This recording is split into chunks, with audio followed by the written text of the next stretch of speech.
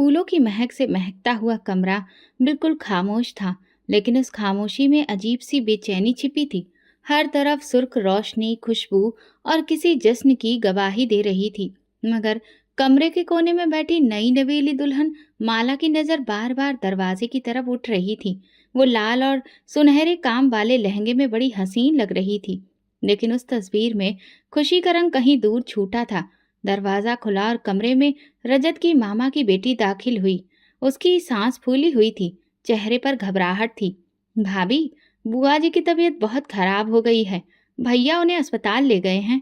माला की आंखों में एक लम्हे के लिए हैरत की झलक आई। फिर वो धीरे से बोली, क्या हुआ उन्हें? ब्लड प्रेशर बहुत ज्यादा हाई हो गया है। वो बात भी नहीं कर पा रही थी। भैया जल्दी में थे, तुरंत अस्पताल चले गए। ये कहकर वो पलट गई। माला कमरे में अकेली रह गई। अब फूलों की महक उसे बोझ लगने लगी। उसका लहंगा उसका दम घोटने लगा। शादी की रात का जो सपना उसने बरसों से सजाया था, वो इस तरह से अकेलेपन में गुजरेगी, ये तो उसने कभी सोचा भी नहीं था। माला ने फोन उठाया और अपनी माँ को कॉल मिलाई। माँ, आपको पता है, अभी तो मेरी शादी की रात है और रजत अपनी माँ को लेकर अस्पताल चला गया। दूसरी तरफ से उसकी माँ की आवाज आई, कटी कटी मगर जहर में डूबी हुई। देखा, यही होता है जब लड़का माँ का गुलाम होता है। माला, तुम्हें अभी से सीखना होगा, वरना पूरी जिंदगी उसी माँ के साए तले दबकर गुजरेगी। माँ, मगर अगर वाकई उनकी तबीयत खराब थी तो? अरे बेवकूफ लड़की, यही तो वो चालाक औरतें करती हैं। सुहाग रात ही खराब कर दी लड़की की। पहले शुरुआत ही तोड़ कर रखी, ताकि सारी जिंदगी में सर न उठा सके। तुम्हें अपनी जगह बनानी है तो उन्हें नीचे दिखाना होगा। माला चुप हो गई। दिल तो चाहा कि कह दे माँ, शायद वाकई उनकी तबीयत खराब हो, मगर माँ की बातों का जहर धीरे धीरे दिल में उतरने लगा। वो सास को बस एक बीमार औरत नहीं, एक चालाक दुश्मन समझने लगी। एक ऐसा दुश्मन जिसकी मोहब्बत उसकी जिंदगी और उसके सपनों को निगलने के लिए तैयार हो। रात ढल गई। माला अकेली बिस्तर पर लेटी रही। कभी आंखें बंद करके रजत के सपनों में खो जाती, तो कभी अपनी माँ के शब्द याद करने लगती। सुबह होने को थी जब रजत वापस आया। उसके चेहरे पर थकान और फिक्र के आसार दिख रहे थे। माँ कैसी है? माला ने हल्की आवाज में पूछा। अब ठीक है, लेकिन डॉक्टर ने उन्हें आराम करने को कहा है और कुछ दिन के लिए बिल्कुल भी तनाव से दूर रखने को बोला है। माला ने खामोशी से सिर हिला दिया, मगर दिल में एक चिंगारी सी लग गई। उसे महसूस हुआ कि रजत की सारी तवज्जो, उसकी फिक्र, उसका वक्त सब उसकी माँ के लिए है, और वो बस एक खूबसूरत हकीकत की तरह है जो सिर्फ उसकी पत्नी ही बनी रही। दोपहर में माला की माँ उससे मिलने आई। उनके लहजे में हमदर्दी कम और गुस्सा ज्यादा था। मेरी बेटी को सुहाग रात भी नसीब नहीं हो पाई, और वजह वही सास। देख लो माला, ये तो अभी शुरुआत है। तुम्हें इस घर में अपनी पहचान बनानी होगी। तुम ये जज्बाती ड्रामा से खुद को बचाना। माला ने सिर हिलाया।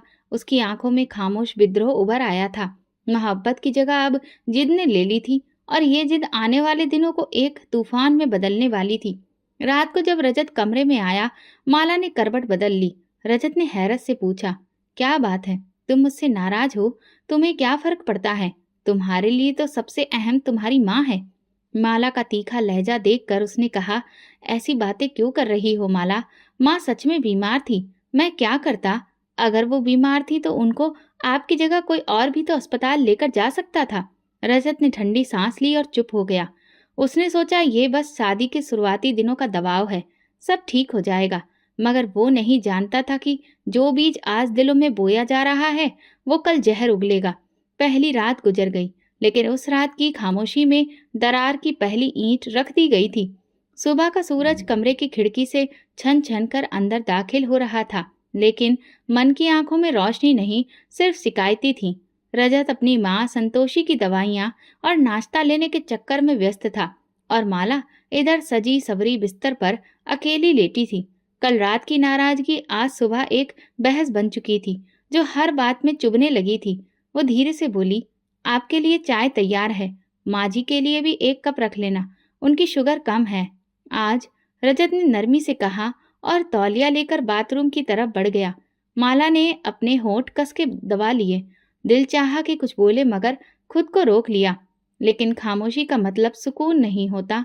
दिल की दीवारों पर जो शब्द नहीं बोले जाते, वो और भी गहराई छोड़ जाते हैं। दोपहर के बाद रजत कमरे में आया। माला अब भी तैयार हुई थी, चेहरे पर हल्की सी उम्मीद की चमक थी। चलिए बाहर चलते हैं, थोड़ा घूमते हैं, मुझे भी हवा बदलने की जरूरत है। रजत ने मुस्कुराकर उसकी तरफ देखा, मगर फिर नजरें फेर कर बोला, माँ को आज दोबारा चेकअप के लिए ले जाना है, डॉक्टर ने बुलाया है, तुम आराम करो तो हम जल्द वापस आ जाएंगे। माला की चमकती आंखों में लम्हे भर में कोहरा उतर आया। हम मतलब आप और आपकी माँ? हाँ, मेरे अलावा है कौन उनका? और मैं नहीं चाहता कि माँ अकेली जाए। उनकी तबीयत कल रात बहुत खराब थी।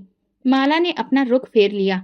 रजत ने शायद कुछ महसूस किया, मगर बिना कुछ कहे वो वहां से निकल गया। दोपहर के समय दरवाजे पर दस्तक हुई। माला की माँ और दो बहनें हाथों में गिफ्ट बैग और चंचल बातों के साथ दाखिल हुईं। सबने रस्म और रिवाज के मुताबिक नए जोड़े पहनाए, चूड़ियां पहनाई और खूब सारी तस्वीरें खींची, मगर माला के चेहरे की उदासी छुपी नहीं रह सकी।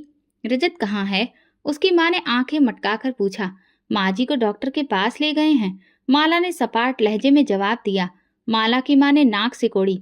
लड़का शादी करके भी माँ के साथ घूम रहा है, तुम्हें कुछ करना पड़ेगा माला।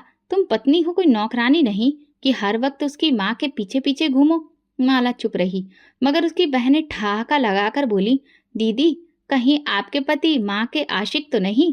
माला के कानों में और जहर घोला जा रहा था और दिल में ये ख्याल अब और गहरा हो गया कि इस घर में वो एक गैर जरूरी इंसान है। बहन ने करीब आकर कान में धीरे से कहा, सुन लो, जो सास को ऊपर रखे वो बीवी को हमेशा नीचे ही रखता है। तुम्हें वक्त पर अपनी जगह लेनी होगी, अगर आज नहीं तो कल वो तुम्हारे यहाँ से निकल जाएगा। शाम ढल चुकी थी। राजत जब वापस आया तो दरवाजे पर जूतों की कतार देखकर चौंका। माँ को सहारा देकर अंदर लाया। माला की माँ ने सिर्फ औपचारिकता के लिए उनका हाल चाल पूछा और फिर संतोषी जी को ऊपर से नीचे तक अपनी नजर से तोला, जैसे परख रही हो कि ये औरत आखिर कितनी कमजोर है। फिर संतोषी जी ने धीरे से जवाब दिया, आप पहले से बेहतर हैं, और अपने कमरे में चली गई। रजत आकर सबके साथ बैठने की कोशिश करने लगा, मगर माँ के कमरे से हल्की सी खांसी की आवाज आई तो फौरन उठ खड़ा हुआ। माँ को दवा दे दूं, फिर आता हूँ, माला की माँ ने ताना मारते हुए हंसते हंसते बेटी के कान में कहा। ये मर्द तुम्हारे काबू में नहीं आएगा जब तक इसकी माँ इस घर में है। रात को माला ने रजत से बात छेड़ी, कब तक हम यूं ही रहेंगे? आपकी हर बात में बस माँ होती है। रजत ने ठंडे लहजे में कहा, माँ बीमार है, अभी तो उन्हें ज्यादा ध्यान और ख्याल की जरूरत है। और वैसे भी तुमने तो दिन भर अपनी माँ के साथ वक्त गुजारा। हाँ, लेकिन वो मेरी माँ है और मैं उनकी बेटी, लेकिन आप तो मेरे पति हैं। लेकिन आपको तो ये महसूस ही नहीं होता। रजत चुप रहा और कमरे में खामोशी छा गई। माला की आंखों में अब सिर्फ एक जिद थी। ये माँ बेटे का रिश्ता जो उसे नजरअंदाज कर रहा था, उसे तोड़कर ही दम लेगी। सुबह के धुंधलके में जब परिंदे चहचहाने लगे और घरों के किचन से हल्की आंच पर चाय के खौलने की आवाज आने लगी, तब संतोषी जी की आंख खुली। वो बिस्तर पर बैठकर धीरे से अपने पैरों को जमीन पर रखा।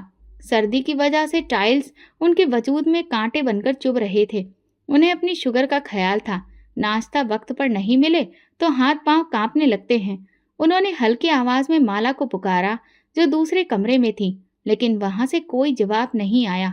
काफी देर गुजर गई। आखिरकार वो खुद उठकर किचन की तरफ गई। अलमारी में से बिस्किट का एक डिब्बा निकाला और पानी के गिलास से दो गोलियां निगल ली। दिल में माला के ठंडे रवैये पर एक चुपचाप टीस सी उठी। उधर माला के कमरे में टीना, उसकी छोटी बहन की हंसी की आवाज आ रही थी।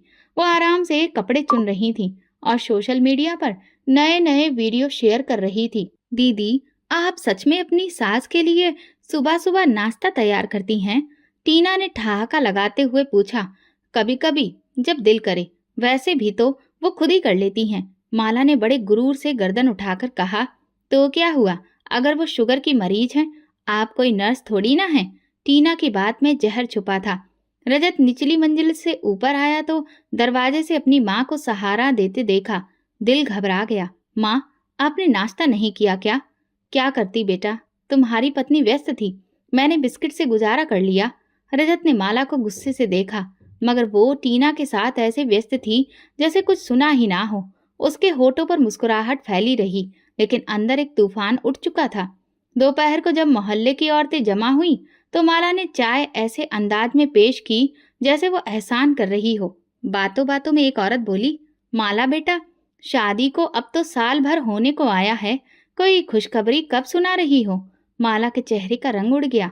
किसी ने कहा, अरे तुम तो बहुत खूबसूरत हो, बस भगवान तुम्हें औलाद भी दे।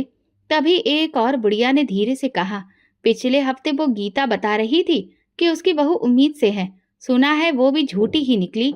माला ने चाय का कप रख दिया और सीधा अपने कमरे में चली गई।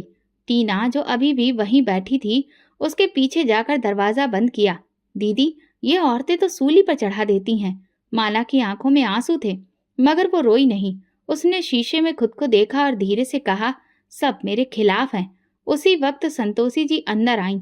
माला ने तुरंत अपना पल्लू ठीक किया और सिर झुका लिया। बेटा, वो औरतें तो गंवार हैं, जलन से भरी हैं। उनकी बातों को दिल पर ना लो। भगवान सबको सब कुछ वक्त पर देता है, तुम फिक्र ना करो। संतोषी जी का लहजा नरम था, लेकिन माला को लगा जैसे वो हमदर्दी के पर्दे में उसे जख्म दे रही हो। अच्छा है माँ जी, मगर कुछ बातें इंसान के दिल में चुभ जाती हैं, और जब हर बात पर सवाल उठे तो बर्दाश्त करना मुश्किल हो जाता है। संतोषी जी पल भर को खामोश रहीं, फिर बोली, बेटा, मैं तुम्हारी सास हूँ, दुश्मन नहीं। अगर तुम्हें कोई बात महसूस हो रही है तो तुम मुझे बता सकती हो। माला ने आंखें उठाकर उनकी तरफ देखा, लेकिन कुछ कहे बिना कमरे से बाहर निकल गई। संतोषी जी का दिल बैठ गया। वो जानती थी अब वो वक्त नहीं रहा जब बहू माँ की तरह सास को अपना मानती थी।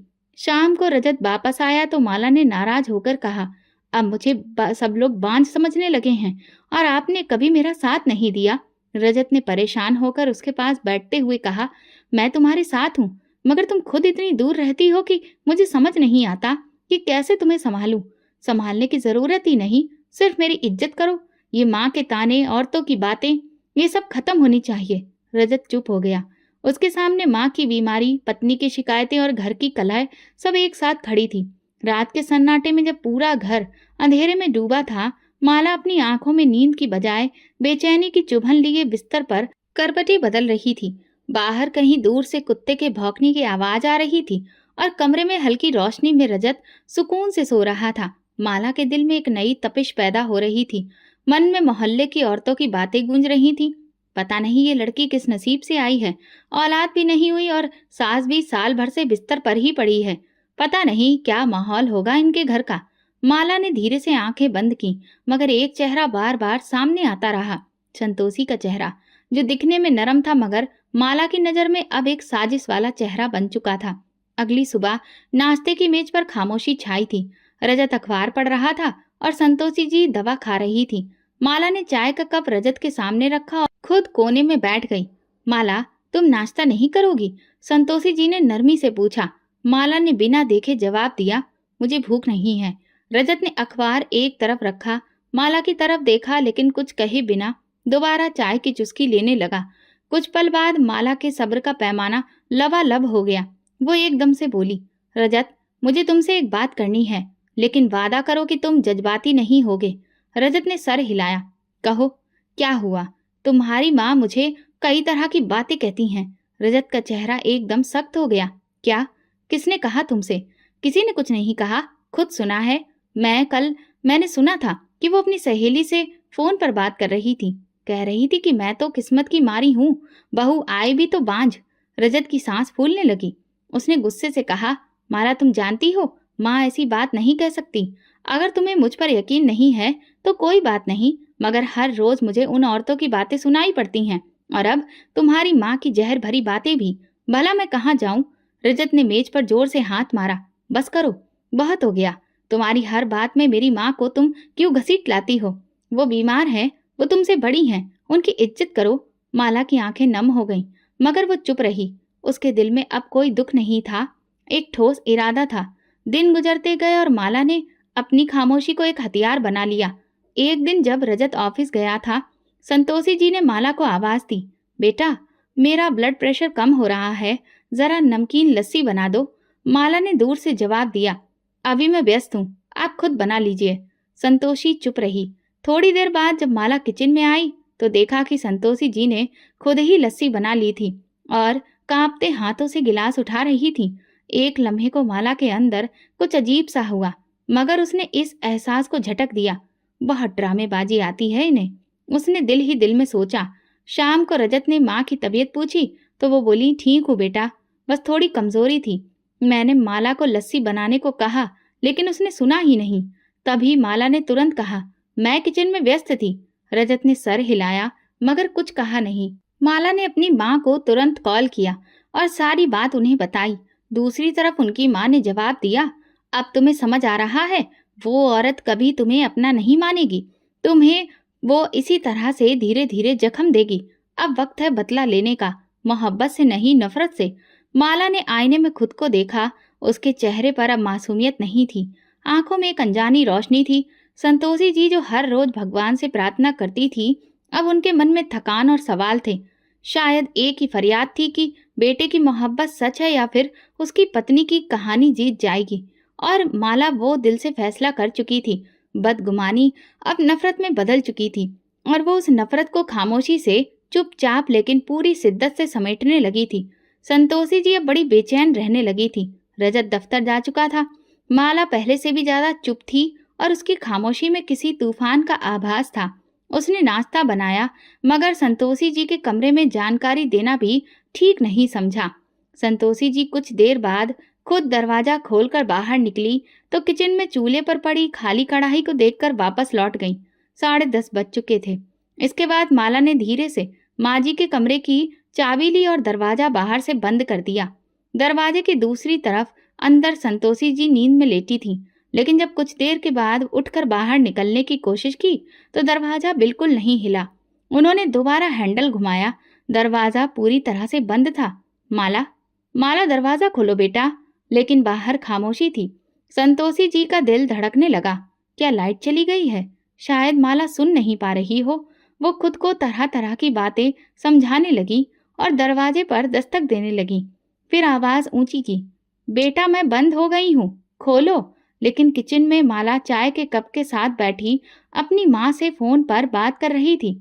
बस माँ, आज पहला सबक पढ़ा दिया है। बंद कमरे में भूख और प्यास जब सिसकियां बनकर गूंजती हैं तो गुरूर खुद ब खुद घुटने टेक देता है। दूसरी तरफ उसकी माँ ने खूब तारीफ करना शुरू कर दी। बहुत अच्छा, अब देखना वो खुद तुम्हारे कदमों में आएगी। दोपहर की धूप बढ़ने लगी। कमरा अंदर से भट्टी बन चुका था। संतोषी जी की शुगर नीचे जा रही थी। उन्होंने दीवार के सहारे बैठने की कोशिश की। हे भगवान, ये कौन सी परीक्षा है? पानी भी नहीं है। हे भगवान, मेरी बहू को कुछ तो समझा दो। उनके होंठ सूख चुके थे, आवाज भारी हो चुकी थी, लेकिन वो बार बार दरवाजे पर दस्तक देती रही। अंदर वक्त रुक गया था और बाहर माला के दिल में नफरत का तूफान उठ रहा था। शाम के करीब रजत की गाड़ी गेट के सामने रुकी। वो रोज की तरह ठहाके लगाता अंदर आया। माला ने सोफे पर लेटने की एक्टिंग शुरू कर दी और पानी की कुछ बूंदें लेकर आंखों पर छिड़क ली। अब वो पूरी तरह तैयार थी। रजत पास आकर बोला, माला क्या हुआ? तुम्हारी तबीयत ठीक नहीं लग रही। माला ने धीरे से आंखें खोली। बस सर में बहुत दर्द है, दिल घबरा रहा है, शायद ब्लड प्रेशर का मामला है। रजत तुरंत पानी लेने के लिए उठा और नरमी से बोला, तुमने कुछ खाया था? चलो डॉक्टर के पास ले चलता हूँ। इसी वक्त संतोषी जी के कमरे से धीमी सी आवाज आई, जैसे कोई बहुत थका हुआ हो और बेहोश होने वाला हो। वो लगातार पुकार रही थी। रजत चौंक गया। माँ, उसने जल्दी से कमरे की तरफ दौड़ लगाई। दरवाजा खोलने लगा तो अंदाजा हुआ कि वो तो बाहर से बंद है। बेचैनी से उसने तेजी से दरवाजा खोला। सामने संतोषी जी जमीन पर हल्की बेहोशी की हालत में दिखी। चेहरा सफेद, होंठ सूखे, सांस उखड़ी हुई। माँ, रजत ने उन्हें सहारा दिया। ये क्या हुआ? आप अंदर कैसे बंद थीं? संतोषी जी ने मुश्किल से होंठ हिलाए। दरवाजा बंद हो गया था। सुबह से पानी तक नहीं मिला है। रजत ने बेयकीनी से माला को देखा, फिर तेजी से पानी का गिलास लाकर दिया। माँ की हालत देखकर वो घबरा गया। तुरंत किचन में आया, माला को देखा और सख्त लहजे में बोला, माँ सुबह से कमरे में बंद थी, पानी तक नहीं पिया। माला ने आंखों पर हाथ रख लिया। मुझे कुछ याद नहीं, शायद सफाई करते करते दरवाजा बंद हो गया। मेरी तबीयत भी तो खराब हो गई थी। रजत ने एक लम्हे को उसे शक से देखा, फिर माँ की हालत को याद किया और तुरंत उनके पास चला गया। वो बिस्तर पर लेटी थी, आंखों में नमी थी, लेकिन जुबान पर कोई शिकायत नहीं थी, सिर्फ खामोशी। रात को जब रजत माँ के पास बैठा था, माला आईने में खुद को देख रही थी। उसकी आंखों में जीत की झलक थी। रजत कमरे में दाखिल हुआ और माँ को यूं बैठे देखकर चौंका। माँ, आपने नाश्ता नहीं किया? संतोषी जी ने धीरे से सिर हिलाया। बेटा, खुद ही कुछ बना लिया था। रजत ने सुकून की सांस ली और पलटने लगा जब संतोषी जी की जुबान से वो बात निकली जो दिल में कई दिनों से दबी थी। रजत, मुझे तुमसे एक बात करनी है। जी माँ। उस दिन मैं कमरे में खुद से बंद नहीं हुई थी। दरवाजा बाहर से बंद किया गया था। मैं माला को आवाज दे रही थी, मगर उसने दरवाजा नहीं खोला। रजत की आंखों में एकदम हैरानी थी, लेकिन साथ ही उलझन भी। माँ, माला ने बताया था कि सफाई करते करते दरवाजा खुद ब खुद बंद हो गया था और वो बीमार भी थी। संतोषी जी ने बेबस निगाहों से बेटे को देखा। रजत, मैं झूठ क्यों बोलूंगी? पानी के लिए तरसते हुए दरवाजे पर कितनी बार दस्तक दी, मगर किसी ने नहीं सुना। रजत ने कुछ कहे बिना रुख मोड़ लिया। माँ, कोई बहम भी तो हो सकता है। माला ऐसी नहीं है। अगर कुछ होता तो वो मुझे जरूर बताती। कहकर वो कमरे से निकल गया और पीछे रह गई सिर्फ संतोषी जी, जिनके चेहरे पर अब दुख की लकीरें थीं। उन्होंने आसमान की तरफ देखा। होठों पर एक सिसकी आकर दम तोड़ गई। बेटे पर अंधा भरोसा अब दिल को काटने लगा था। माला ने पीछे से सारी बातें सुन ली थी। दोपहर में माला ने पूजा करने का बहाना किया और आंखें बंद करके भगवान के आगे बैठ गई। वो बार बार प्रार्थना कर रही थी, हे भगवान, मेरी जिंदगी से ये औरत हटा दो। ये दीवार जो मेरी खुशियों के बीच खड़ी है, वो गिर जाए। मेरे पति को सिर्फ मेरा कर दो। ये सब बोलते हुए उसके चेहरे पर सुकून आ रहा था, जैसे किसी ने उसके दिल का बोझ हल्का कर दिया हो। उधर संतोषी जी ने अब हर बात पर खामोश रहना सीख लिया था। वो अपने सारे काम अब खुद ही कर लेती थी। रजत अभी यही समझता रहा कि सब ठीक है। उसकी पत्नी उसकी नजरों में एक बहुत ही अच्छी, सेवा करने वाली और नरम दिल महिला थी, और माँ शायद उम्र के इस हिस्से में नाजुक हो गई थी। हर बात को दिल पर ले लेती थी। एक रात जब संतोषी जी हल्के बुखार से जूझ रही थी, उन्होंने माला को आवाज दी, बेटा जरा पानी दो। माला, जो कमरे में ही मौजूद थी, उसने सुना मगर छुप गई। कुछ पल खामोश रही। फिर जब दोबारा आवाज आई तो कमजोरी और लड़खड़ाहट के साथ माला ने अपने दिल में कहा, जितना शोर मचाना है मचा लो, अब कोई तुम्हारी आवाज पर नहीं आएगा।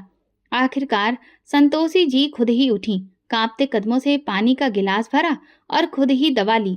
जब वापस आई तो दरवाजे के पीछे खड़ी माला ने झांक कर उनकी कमजोरी का मंजर देखा और दिल ही दिल में तंजिया मुस्कुराई। अब खुद ही सब करना पड़ेगा। तुम्हें एहसास होगा कि मेरी जगह कितनी मजबूत है और तुम्हारी क्या हैसियत है। इस घर में सब कुछ चल रहा था, नाश्ता, दोपहर का खाना, शाम की चाय, रजत का आना जाना, लेकिन उन सबके बीच रिश्ते खामोशी से एक अजीब सी उलझन का शिकार हो रहे थे। ये जंग अब कोई खुली लड़ाई नहीं रही थी, बल्कि वो खामोश जंग थी जो धीरे धीरे शरीर में घुसकर सांसें भी छीन लेती है। संतोषी जी की आंखों में अब एक ही प्रार्थना थी, भगवान, मेरे बेटे को सच दिखा दे। लेकिन उनकी प्रार्थना पर भी माला की दुआओं की धूल जम चुकी थी और घर की हवा में अब सिर्फ अंधा भरोसा, झूठी पूजा पाठ और खामोशी का जहर फैला था। धीरे धीरे 3 साल बीत गए। वक्त में बहुत कुछ बदल गया था। चेहरों पर लकीरें, लहजों में थकान और रिश्तों में वो खालीपन जिसे कोई शब्दों में बयां नहीं कर सकता। लेकिन एक सुबह जब माला ने हाथ में टेस्ट रिपोर्ट देखी तो उसकी आंखों में पहली बार खुशी की चमक आ गई। रजत, बधाई हो, मैं माँ बनने वाली हूँ। रजत की आंखों में रोशनी लौट आई। वो मुस्कुराया, माला के माथे पर हाथ फेरा और धीरे से बोला, भगवान ने हमारी प्रार्थना सुन ली। उसी शाम मिठाई का डिब्बा हाथ में लिए वो संतोषी जी के कमरे में दाखिल हुआ। माँ, माला उम्मीद से थी। उनकी आंखों से खुशी के आंसू झलक पड़े। मेरा पोता या पोती। वो बड़ी मुश्किल से खुद को संभाल सकी और बोली, अब जो भी हो, बस मेरी बरसों की दुआ आज भगवान ने सुन ली। माला ने दरवाजे की ओर से सब कुछ देखा। वो जानती थी कि संतोषी जी ये सब दिखावा कर रही हैं। वो दिल से और ज्यादा चिढ़ गई, क्योंकि वो चाहती थी कि ये खबर सिर्फ उसकी खुशी बने, उसका गर्व बने। लेकिन ये आंसू, ये प्रार्थना, ये मोहब्बतें सब भी सास की झोली में जा गिरी थी। अगले कुछ दिनों में रजत अब और भी ज्यादा माला का ख्याल रखने लगा था। फल, दवा, आराम, हर चीज का ख्याल रखा जा रहा था। लेकिन एक चीज माला को हर रोज अंदर से काटती थी, सैलरी का लिफाफा जो हर महीने रजत अपनी माँ के हाथ में रखता था। एक रात माला ने लहजा नरम रखते हुए बात छेड़ी। रजत, अब हम लोग भी माता पिता बनने वाले हैं, तो क्या ये ठीक नहीं है कि तुम अपनी सैलरी मेरे हाथ पर रखो? मैं बेहतर तरीके से बजट बना सकती हूँ, बच्चों का भी हिसाब रख सकूंगी। रजत ने मुस्कुराकर जवाब दिया, माला, माँ बरसों से जिम्मेदारी संभाल रही है, उनका अनुभव हमसे ज्यादा है, और वैसे भी वो सब कुछ तुम्हारे लिए तो संभाल रही हैं। माला के चेहरे पर वही पुरानी सख्ती लौट आई। क्या तुम्हें मुझ पर भरोसा नहीं?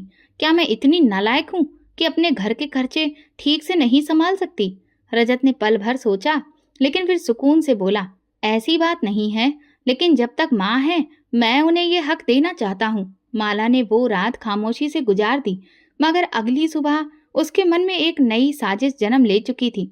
उसने सास के कमरे में दाखिल होकर नरमी से कहा, माँ जी, आपके हाथों में वाकई में तरक्की है, इसीलिए रजत आपको अपनी कमाई देता है। मैं तो अभी कुछ भी नहीं हूँ, मुझ में कहाँ वो बात है। संतोषी जी ने बड़े ही आराम से उसका हाथ थामा। बेटी, तुम भी सीख जाओगी, ये सब तजुर्बे की बात है। माला मुस्कुराकर वापस पलटी, लेकिन दिल में एक फैसला कर चुकी थी। अब वो सिर्फ पत्नी नहीं, माँ बनने वाली थी, और उसे यकीन था कि माँ बनने का दर्जा सब रिश्तों पर भारी होता है। अब हर बात में माला सास को काटने लगी थी। अगर संतोषी जी कहती कि दही ना खाओ, तो माला जानबूझकर 2 कटोरी खा लेती थी। अगर वो आराम करने को कहती, तो वो बाजार निकलने की जिद करती। एक रोज जब रजत घर पर नहीं था, माला ने जानबूझकर दूध में नमक मिला दिया, जो सास की चाय में गया। संतोषी जी ने एक घूंट लेते ही कप नीचे रखा और माला को आवाज दी, बेटा, लगता है दूध खराब हो गया है। माला चेहरे पर हैरत दिखाते हुए बोली, अरे माफ करना माँ जी, शायद नजर नहीं आया। वो जानती थी कि ये मामूली बात है, मगर उनकी छोटी छोटी तकलीफों से वो संतोषी जी को और ज्यादा कमजोर कर रही थी, मानसिक तौर पर भी और शारीरिक तौर पर भी। रजत अब भी सब कुछ ठीक समझ रहा था। माँ को तनख्वाह देना, माला को दवा देना, बीबी के आराम का ख्याल रखना। माला के दिल में एक ही इच्छा थी, जैसे ही बच्चा पैदा हो उसके हाथ में पूरी सत्ता आ जाए। संतोषी जी सिर्फ नाम के लिए घर में रहें, जिन्हें कोने का एक कमरा देकर बाकी सारा घर उसके कब्जे में हो। वो जानती थी कि ये लड़ाई सिर्फ पत्नी बनकर नहीं जीती जा सकती, माँ बनकर ही माँ से मुकाबला करना होगा। घर के आंगन में नीम का पेड़ आज भी चुपचाप खड़ा था, जैसे सब कुछ जानता हो मगर जुबान पर मौन लगा हो। दीवारों पर पुरानी तस्वीरें अभी मौजूद थीं, जिनमें मुस्कुराहटें जमी हुई थीं, लेकिन हकीकत उनसे कोसों दूर जा चुकी थी। धीरे धीरे माला की सोच अब संतोषी जी को पूरी तरह से खत्म करने की ओर बढ़ने लगी थी। माँ बनने की खबर के बाद रजत अब उस पर बहुत ध्यान दे रहा था, लेकिन इसके साथ साथ वो अपनी माँ का भी ख्याल रखता था। तनख्वाह भी अभी तक माला के हाथ नहीं आई थी। ये सब कुछ माला को अंदर ही अंदर खा जाता था। उसी दिन वो शीशे के सामने खड़ी खुद से बात कर रही थी, जब तक ये औरत जिंदा है मेरी खुशियां अधूरी रहेंगी, या तो वो रहेगी या मैं। ये ख्याल उसके दिमाग में पहली बार नहीं आया था, बल्कि वो तो पहले ये इरादा बना चुकी थी। वो अपने अंदर की नरमी और इंसानियत सब कुछ खत्म कर चुकी थी। दोपहर के वक्त जब रजत दफ्तर जा चुका था और नौकरानी छुट्टी पर थी, माला ने धीरे से किचन की अलमारी से तेल की बोतल निकाली। उसने सीढ़ियों के आखिरी 3 सीढ़ियों पर तेल फेंका, बिल्कुल वैसे जैसे वहां पर सफाई के दौरान कुछ गिर गया हो। फिर जैसे कुछ हुआ ही नहीं, वो अंदर आ गई। माँ जी, उसने आवाज दी, ऊपर छत पर आ जाइए, यहाँ आपके लिए धूप वाली कुर्सी रखी है, बैठकर कुछ देर आराम कीजिए। संतोषी जी को माला के लहजे में कुछ अजीब महसूस हुआ, मगर वो माँ थी और अब भी दिल के किसी कोने में बहू पर भरोसा बाकी था। वो धीरे धीरे सीढ़ियां चढ़ने लगी, लेकिन जैसे ही वो आखिरी सीढ़ी पर पहुंची, उनका पैर फिसलने ही वाला था कि उन्होंने नीचे की रेलिंग थाम ली। दिल तेजी से धड़कने लगा, सांस फूल गई। माला दरवाजे की ओट से ही सारे मंजर को देख रही थी। उसकी आंखों में बेचैनी थी, जैसे भगवान ने आखिरी लम्हे में उसके वार को रोक दिया हो।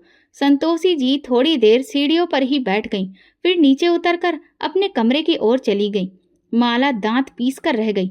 अब भी बच गई ये औरत, मौत को भी हरा देने वाली निकली ये तो। वो गुस्से से बिफर पड़ी और खुद ही सीढ़ियों की सफाई के बहाने ऊपर जाने लगी। जैसे ही उसने तेल पर कदम रखा, एक चीख हवा में गूंज गई। माला का संतुलन बिगड़ा, पांव फिसला और वो जोर से नीचे आ गिरी। सिर के पीछे सीढ़ियां लग गईं और कमर में ऐसी चोट आई कि एक लम्हे के लिए सांस रुक गई। घर के अंदर खामोशी छा गई, मगर कुछ ही पल बाद संतोषी जी दौड़ती हुई बाहर निकली। उन्होंने बहू को जमीन पर गिरा पड़ा देखा, लगभग बेजान, और खून की एक लकीर पास से बहती हुई दिखी। माला की चीख रजत तक पहुंची, जो काम से जल्दी लौटने ही वाला था और दरवाजे पर ही था। रजत अपनी पत्नी की हालत देखकर बिल्कुल बदहवास हो गया। एम्बुलेंस बुलाई गई, अस्पताल ले जाया गया। कई घंटे की मशक्कत के बाद डॉक्टर ने खामोशी से कहा, हमें अफसोस है, हम बच्चे को नहीं बचा सके। रजत की दुनिया जैसे थम गई। वो कुर्सी पर बैठ गया, दोनों हाथों से चेहरा ढक लिया। संतोषी जी एक तरफ खड़ी थी, आंखों में आंसू मगर दिल में अजीब सी बेचैनी। ना जाने क्यों उन्हें महसूस हुआ कि यह हादसा हादसा नहीं था। घर वापसी पर माला चुप थी, दर्द से चूर मगर हारी हुई थी। उसके चेहरे पर दुख तो था, मगर आंखों में वही चमक बाकी थी, नफरत की और दोबारा वार करने की।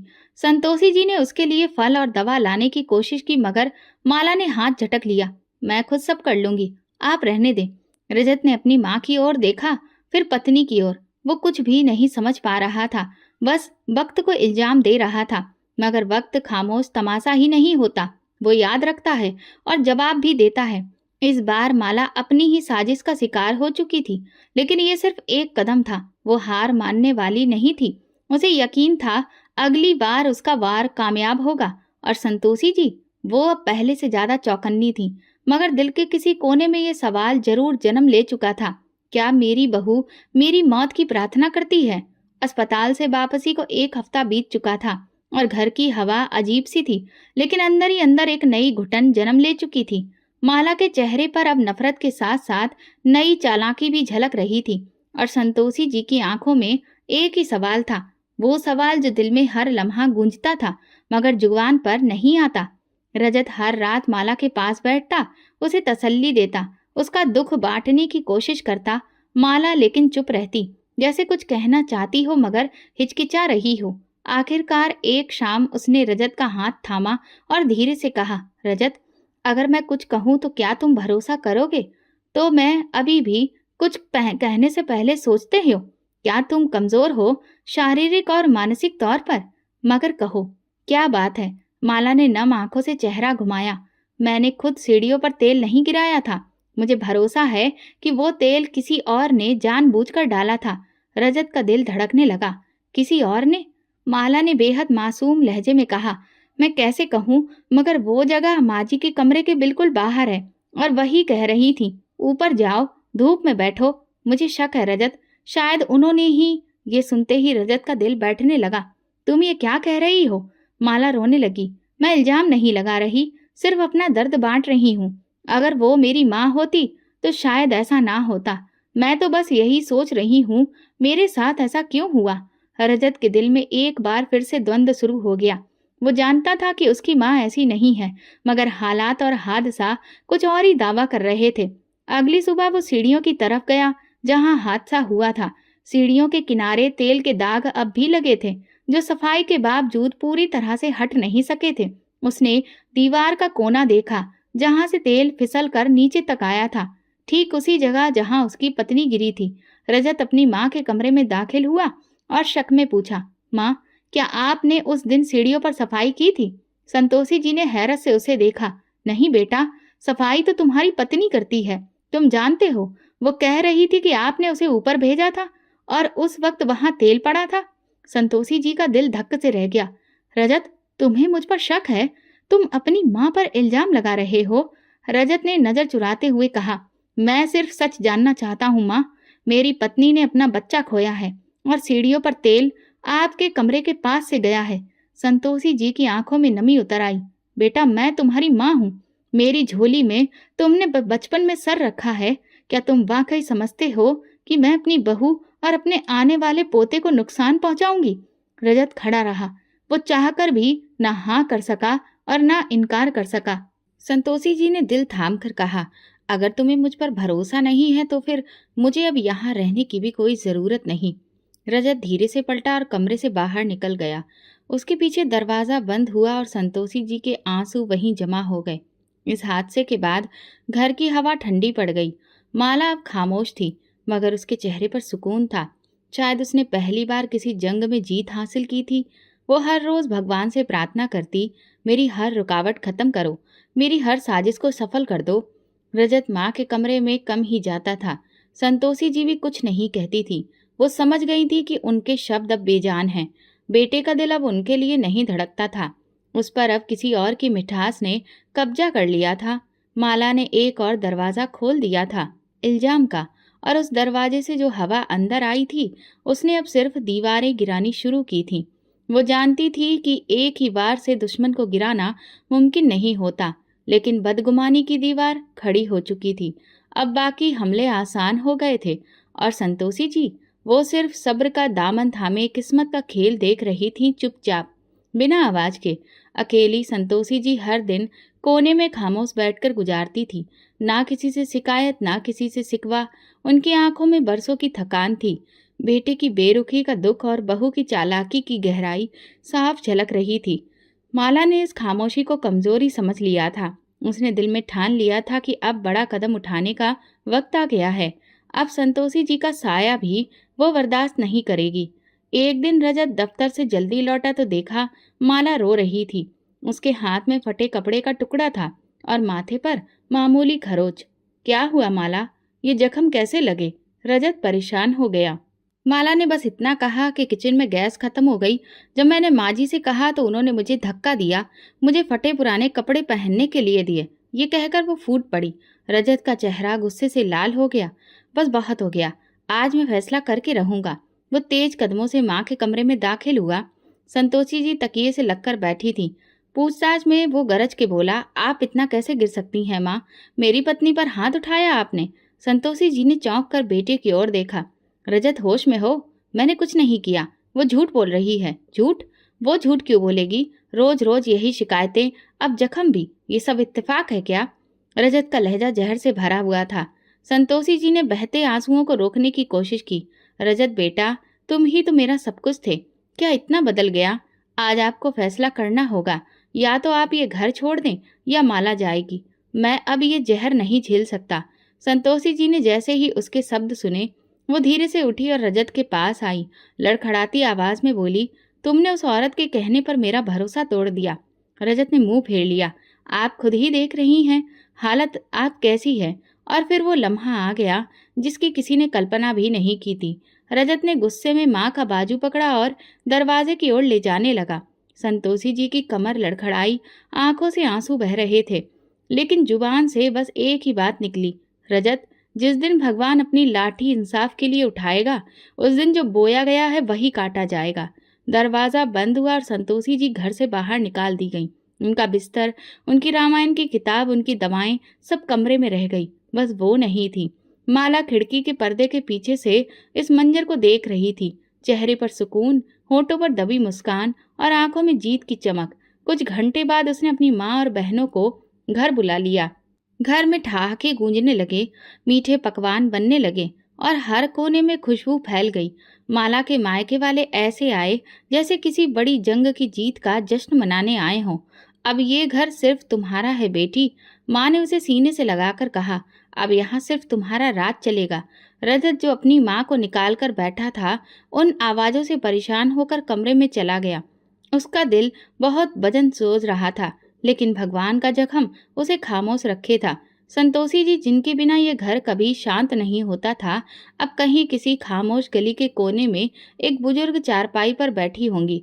अब उनकी प्रार्थनाएं बद्दुआओं में बदल चुकी थीं और माला, उसे पता था कि एक माँ को घर से निकालना जीत नहीं, मगर अगर मकसद पूरा करना है तो कुर्बानी जरूर होती है। मगर जो बद्दुआ किसी माँ की सिसकियों से निकले, वो आसमान तक जरूर जाती है। संतोषी जी की बद्दुआ हवा में तैरने लगी थी। इंसाफ की चक्की चलने को तैयार थी। वक्त कभी खामोश रहता है, कभी चीख कर इंतकाम लेता है। अब तो माला की खुशहाली परवान चढ़ रही थी। अब वो रजत की पूरी तनख्वाह संभालती थी, बाजार के खूब चक्कर लगाती, दोस्तों के साथ पार्टी करती और कभी कभी उसी सीढ़ी पर बैठकर चाय पीती जहां कभी उसने साजिशें की थी। रजत अब भी चुप था। एक दिन दोपहर की धूप नरम थी। घर में नई नौकरानी सफाई कर रही थी। सीढ़ियों के कोने में सर्फ से भरी बाल्टी उसने जरा सी लापरवाही से छोड़ दी। पानी और सर्फ के असर से सीढ़ियां चिकनी हो चुकी थीं। माला मोबाइल पर बात करते हुए नीचे आ रही थी। उसके कदम तेज थे, लहजा बुलंद और चेहरा घमंड से चमक रहा था। देखा माँ, मैं पहले ही कहती थी, ये घर अब सिर्फ मेरा है, पूरी तरह से। अब मुझे कोई रोकने वाला नहीं बचा। वो बूढ़ी औरत तो बद्दुआ देती चली गई, मैंने कुछ सुना ही नहीं। उसी पल एक चीख आसमान चीरती हुई बुलंद हुई। माला का पांव फिसला, संतुलन बिगड़ा और वो पूरी ताकत से सीढ़ियों से गिरती हुई नीचे जा पहुंची। कमरे में गूंजती हंसी एकदम से मातम में बदल गई। रजत दौड़ता हुआ बाहर निकला। माला जमीन पर बेसुध पड़ी थी। उसकी आंखें खुली थी मगर जुबान से कोई आवाज नहीं निकल रही थी। उसकी दोनों टांगें मुड़ चुकी थीं और चेहरा दर्द की शिद्दत से सफेद पड़ चुका था। एम्बुलेंस, अस्पताल, एक के बाद एक टेस्ट और फिर डॉक्टर की वो बात जो हर दरवाजा बंद कर देती है। दोनों टांगों में बेहद पेचीदा फ्रैक्चर है, पूरे आराम की जरूरत है। माला के होश में आने पर उसे खुद पर यकीन नहीं हुआ। जो दिन भर घर में घूमती थी, अब बिस्तर पर बेजान पड़ी थी। रजत ने उसकी देखभाल के लिए एक नर्स रख ली थी। वो सब कुछ कर रहा था, मगर दिन ब दिन माला की शिकायतें बढ़ती गईं और रजत का सब्र घटता गया। अब माला न सिर्फ शारीरिक रूप से लाचार थी, बल्कि उसका अंदर का घमंड भी मर चुका था। एक दिन रजत खामोशी से कमरे में आया। उसके हाथ में कागजों का पुलिंदा था। माला ने कमजोर आवाज में पूछा, ये क्या है? रजत ने एक नजर उस पर डाली और फिर नजर फेर ली। तलाक के कागज हैं। मैंने फैसला कर लिया है, तुम अब मेरे साथ नहीं रह सकती। माला का शरीर तो पहले ही टूट चुका था, अब आत्मा पर भी आखिरी वार हो गया था। रजत, तुम भी? हाँ, मैं भी, वो सख्त लहजे में बोला। जिस घर को तुमने नफरत से बर्बाद किया, जिस माँ को तुमने बेइज्जत कर बाहर निकाला, आज उसी की बद्दुआ ने तुम्हें बिस्तर पर पहुंचा दिया है। मगर मैं अब और तुम्हारे साथ नहीं रह सकता। तुम्हारी जंग, तुम्हारी शादी, तुम्हारी अकड़ सब खत्म हो चुकी है। माला ने आंखें बंद की। आंसू बहने लगे, मगर अब कोई पूछने वाला नहीं था, कोई सहारा देने वाला नहीं रहा। कुछ दिन बाद एक एम्बुलेंस उसे उसके मायके के दरवाजे पर छोड़ गई। जिस माँ ने उसे सास के खिलाफ साजिश करने के लिए उकसाया था, वही अब बेटी की लाचारी का बोझ उठाने से कतराने लगी। इसलिए उन्होंने अपनी बेटी को अपनाने से साफ मना कर दिया। ये देखकर रजत फिर थक हार कर माला को वापस अपने ही घर ले आया। अब घर की रोशनी में वो आवाजें सब छिन चुकी थीं और कहीं दूर एक मंदिर के कोने में संतोषी जी साधारण कपड़ों में प्रार्थना कर रही थी। माला को लाचार हुए कई हफ्ते बीत चुके थे। उसकी झूठी सानो शौकत और आवाज की खनक बीते दिनों की बातें बन चुकी थी। रजत चुपचाप, गंभीर और अकेला रहने लगा था। माँ की कमी उसके वजूद में गूंजने लगी थी, जैसे हर खामोश लम्हा संतोषी जी को आवाज दे रहा हो। लेकिन गुरूर की दीवार अब भी बीच में थी। इस दौरान पुरानी नौकरानी जो माला के हादसे के बाद छुट्टी पर चली गई थी, अचानक वापस आई। रजत ने भर्राए स्वर में पूछा, तुम कहाँ थी? उसने नजरी झुका ली, फिर धीरे से बोली, बेटा मैं तो उस दिन से बेचैन हूँ जब माला बिटिया गिरी, और मैं सच नहीं बोल सकी। रजत चौंका, क्या मतलब? सच क्या है? नौकरानी ने गहरी सांस ली। सीढ़ियों पर तेल आपकी माँ ने नहीं गिराया था। मैंने वो बाल्टी सीढ़ी से बहुत दूर रखी थी। वो माला बिटिया ही थी जिन्होंने खुद जाकर वहां पर तेल गिराया था, संतोषी जी के लिए। रजत की आंखों के सामने अंधेरा छा गया। कदम लड़खड़ाने लगे और दिल जैसे किसी नाजुक शीशे की तरह टूटने लगा। तुम सच कह रही हो? उसकी आवाज घबरा गई। हाँ बेटा, मैंने अपने कानों से सुना था। वो किसी से फोन पर बात कर रही थी और उसके शब्द थे, अब की बार तो मुझे कामयाब होना ही होगा। रजत की आंखों के सामने पिछले 3 सालों का हर पल किसी फिल्म की तरह दौड़ने लगा। माँ की खामोशी, बहू के इल्जाम, अपना शक और वो सारी बातें जब उसने अपनी माँ को घर से निकाला था। भगवान, मैंने अपनी माँ के साथ क्या किया? वो जमीन पर बैठ गया, दोनों हाथों से चेहरा छुपाकर रो पड़ा। नौकरानी खामोशी से दरवाजे से बाहर चली गई। रजत जैसे कि मलबे में दबा हुआ इंसान था जो सिर्फ प्रार्थना कर रहा था, मेरी माँ ठीक हो। मैं उनसे माफी मांगना चाहता हूँ भगवान, सिर्फ एक बार मुझे उनसे मिला दो। वो अपनी माँ की तलाश में निकल पड़ा। रिश्तेदारों, मोहल्ले वालों, मंदिरों और ओल्ड एज होम्स तक उन्हें ढूंढता रहा। आखिरकार कई दिनों बाद उसे एक मंदिर में अपनी माँ दिख गई। उसकी सांसें जैसे रुक गईं। वो तेजी से वहां पहुंचा। कमरे के कोने में सफेद साड़ी में उसकी माँ खामोश बैठी रामायण पढ़ रही थी। चेहरे पर पहले से ज्यादा झुर्रियां थीं, आंखें धुंधली लेकिन सुकून भरी। वो धीरे से अपनी माँ के पास गया और बोला, माँ। संतोषी जी ने नजर उठाई। इस लम्हे में खामोशी छा गई। रजत दौड़कर उनके कदमों में गिर गया। माँ, मुझे माफ कर दो। मैं बहुत जालिम बन गया था, अंधा हो गया था। आपकी मोहब्बत, आपकी कुर्बानी सब भूल बैठा। संतोषी जी की आंखों से आंसू बह निकले। उन्होंने रजत के सिर पर हाथ रखा और होठों से शब्द निकले, मैंने कभी बद्दुआ नहीं दी बेटा, सिर्फ भगवान से इंसाफ मांगा था, बस इतना ही। रजत ने माँ के हाथ थाम लिए। चलिए माँ, घर चलिए। वो घर जिसकी दीवारें आपके बिना खामोश हैं, अब वहां पर सिर्फ आपकी मर्जी चलेगी। उस शाम संतोषी जी घर में वापस दाखिल हुई, जहां से उन्हें धक्के देकर निकाला गया था। घर की दीवारें जैसे शर्मिंदा थीं और हवा में खामोशी की माफी गूंज रही थी। माला कमरे में बेबस खामोश लेटी थी। जब संतोषी जी कमरे के दरवाजे पर पहुंची तो माला ने नजरें चुराईं।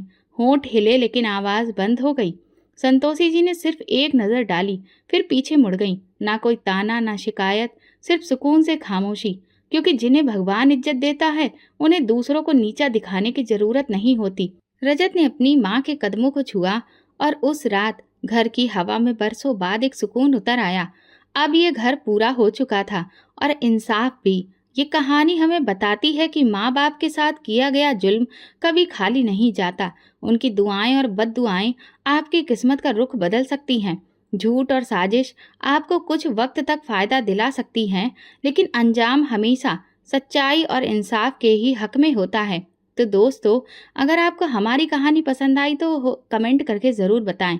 वीडियो को लाइक करें और ज़्यादा से ज़्यादा शेयर करें।